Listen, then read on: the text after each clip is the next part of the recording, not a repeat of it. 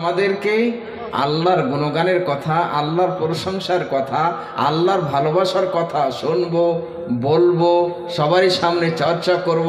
এই ভালোবাসার স্লোগান সবারই কাছে পৌঁছে দেবো। এটা ভালোবাসা, এটাই হচ্ছে ইবাদত, এটাই হচ্ছে ইবাদত। এই জায়গাতে উপস্থিত হওয়াটা বড় নেয়ামত আল্লাহর পক্ষ থেকে। তা আল্লাহর নেয়ামত আমরা যে পেলাম, এত বড় নেয়ামত পেয়েছি, আমরা কি করে আল্লাহর শুকরিয়া আমরা করব? কোন শব্দ আমাদের কাছে নাই। সুন্দর একটা মিষ্টির শব্দ, ভালোবাসার শব্দ আছে, আলহামদুলিল্লাহ। বান্দা যখন, মুমিন বান্দা যখন একবার আলহামদুলিল্লাহ বলে দেয়, তামলাউল মিজান, নেকির তারাজু ভরে যায়। আলহামদুলিল্লাহ।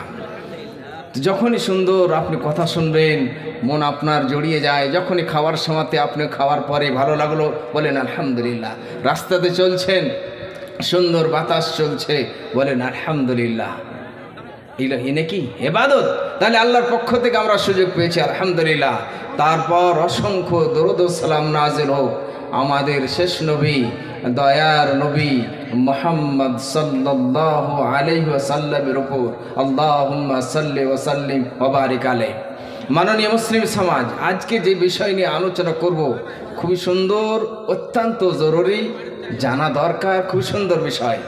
তার আগে ছোট্ট একটা কথা বলি, যদি আমরা দ্বীনি শিক্ষা না নিই, দ্বীনি শিক্ষা যদি আমাদের ছেলেদেরকে না শেখায়, তাহলে আমাদের অবস্থা কি হবে, আমাদের দুর্গতি কি হবে, আমাদের হাসির কি হবে? দ্বীনি শিক্ষার প্রয়োজন কতটা, কত তার দাম, কত তার মহত্ব। এই দ্বীনি শিক্ষা যদি না হয়, ওই সন্তান তার রবকে চিনতে পারবে না। ওই সন্তান তার রাসূল, আমাদের প্রিয় রাসূল সাল্লাল্লাহু আলাইহি সাল্লাম, যিনি আমাদেরকে সবচেয়ে বেশি ভালোবেসেছেন। এই কথাটা আমাকে বলতে মজা লাগে। নবী সাল্লাল্লাহু আলাইহি সাল্লাম আমাদেরকে সবচেয়ে বেশি ভালোবেসেছেন। নবী সাল্লাল্লাহু আলাইহি সাল্লামের আমাদের কল্যাণের জন্য, আমাদের হেদায়েতের জন্য চিন্তা করতেন, বেকুল হয়ে যেতেন। এরকম মনে হতো যেন নবী সাল্লাল্লাহু আলাইহি সাল্লাম নিজের জানকে এই চিন্তা ভাবনা করে শেষ করে দিবেন, হালকান করে দিবেন। এই কথাটা আল্লাহ তাআলা সূরা কাহফের মধ্যে উঠিয়ে ধরলেন, فلعلك باخع نفسك على آثارهم إن لم يؤمنوا بهذا الحديث أسفا। এই নবী মুহাম্মদ সাল্লাল্লাহু আলাইহি সাল্লাম, মনে হচ্ছে যেন তুমি নিজের জানকে, প্রাণকে এদের পশ্চাতে শেষ করে দিবে, হালকান করে দিবে। এই কারণে নয় যে এরা আপনাকে ব্যথা দিচ্ছে, আপনাকে কষ্ট দিচ্ছে, আপনাকে টর্চার করছে। এই কারণেই আপনি চিন্তা করছেন কি গতি হবে এদের, যদি এই কোরআনের প্রতি বিশ্বাস স্থাপন না করে, এই কোরআনকে মেনে না চলে, এই কোরআনের পথে না চলে, নবী সাল্লাল্লাহু আলাইহি সাল্লামের ভালোবাসাতে না চলে, তাহলে কিয়ামতের দিন কঠিন দিন আসবে। সেই দিন আর ফিরে আসার সুযোগ থাকবে না। সেদিন তাদের গতি কি হবে, কি হাসর হবে? এই সন্তানরা নিজের মাকে চিনবে না, নিজের বাবাকে চিনবে না। একটু ভাবেন তো, আপনি বাবা হয়ে ৮-৮ ঘন্টা রৌদ্রে তাপে কাজ করলেন আপনার সন্তানের লালন পালনের জন্য। কোনো সময়, অনেক সময় দেখা যায় এক বাবা নিজের জন্য মেহনত কিছু করে না। এক বাবা নিজের জন্য, সে মনে মনে ভাবে আমি কি করব, আমি নিজের জন্য, আমি তো যেখানে সেখানে কয়েকটা একটা রুটি, একটু সামান্য ভাত যদি পাই খেয়ে যাব, কিন্তু আমি নিজের জন্য আমি পরিশ্রম করি না, মেহনত করি না। আমার সন্তানের জন্য আমি পরিশ্রম করি।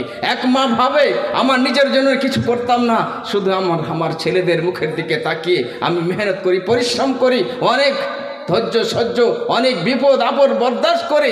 ওই মায়ের ব্যথা যদি সন্তানেরা না বুঝতে পারে, ওই সন্তানরা মাকে না চিনতে পারে, বাবাকে না চিনতে পারে, তাহলে কি হবে? তো কি হবে দুনিয়াতে? তাহলে ওই সন্তানেরা কি হয়ে দাঁড়াবে? বিপদ হয়ে দাঁড়াবে। ওই সন্তানেরা এই দুনিয়াতে আপদ হয়ে দাঁড়াবে, ফিতনা হয়ে দাঁড়াবে। তাহলে সন্তানরা যদি কোরআনের শিক্ষা না পায়, নবী সাল্লাল্লাহু আলাইহি সাল্লামের শিক্ষা না পায়, তো ওই সন্তানেরা নিজের মাকে চিনবে না, নিজের বাবাকে চিনবে না। তার মানে ইসলাম শিক্ষা একদম কম্পালসারি, শিখতেই হবে, বড় নিয়ামত।